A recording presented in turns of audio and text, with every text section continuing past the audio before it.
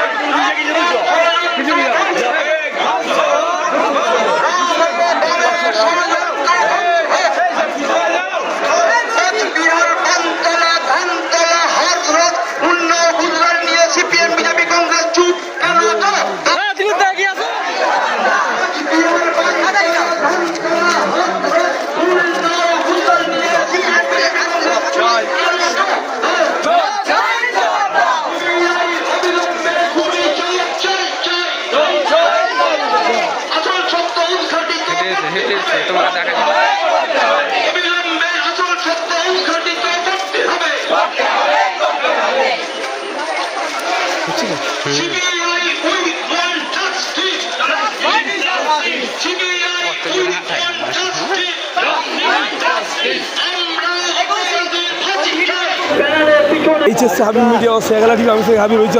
আমি এই মুহূর্তে উপস্থিত আছি হরিপাল ব্লকের যে মন্ত্রী বা ডক্টর করবী মান্না, ওনার থেকে আজকে নালিকুল যে রথতলা থেকে নালিকুল সিনেমা তারা বন্ধ একটি মহামিছিল যাবে, যে আরজিকর গণধর্ষণ ও গণহত্যার কাণ্ডে প্রতিবাদ মিছিল। এনাদের একটাই দাবি, আমাদের শাস্তি চাই।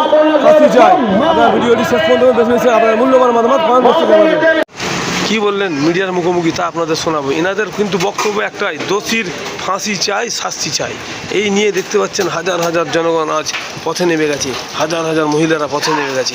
ভিডিওটি শেষ পর্যন্ত দেখুন।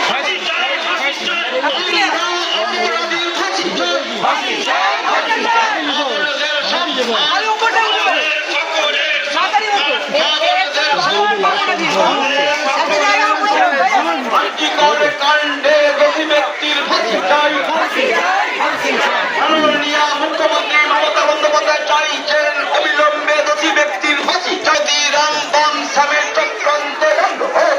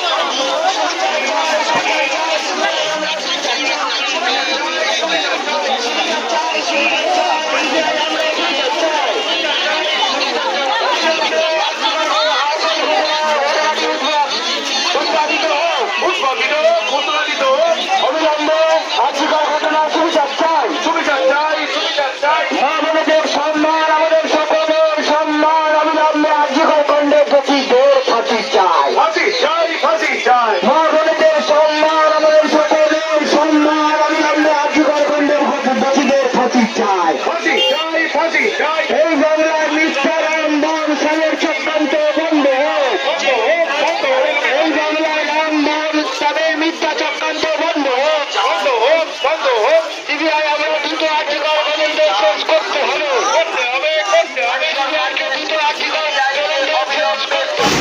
আজিকার কাণ্ডের নিয়ে কি বলবেন দিদি? জিগর কাণ্ডে একটাই কথা বলবার, অপরাধীর অতি সত্বর ফাঁসি চাই, আর কিছু বলার নেই।